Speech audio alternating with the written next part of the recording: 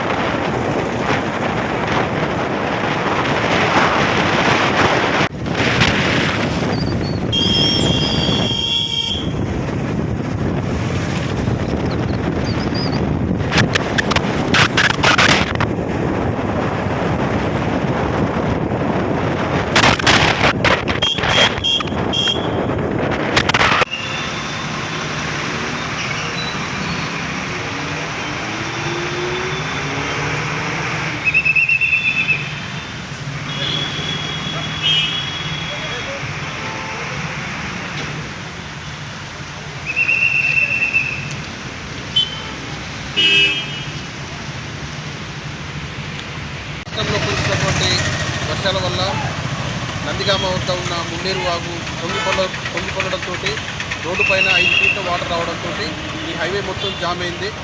దాన్ని దృష్టిలో పెట్టుకొని మా పై అధికారుల యొక్క ఆదేశాల మేరకు ఈరోజు కోదాడలో డైవర్షన్ చేసుకొని అన్ని వెహికల్స్ అన్నీ కూడా హుజూర్ నగర్, దాచిపల్లి మీదుగా విజయవాడకి దారి మళ్లించడం జరుగుతుంది. దానిలో భాగంగానే మేమందరం కూడా ఇక్కడ కోదాడ టౌన్ నుంచి ట్రాఫిక్ నుంచి ఇక్కడ డ్యూటీ ఉండడం జరిగింది.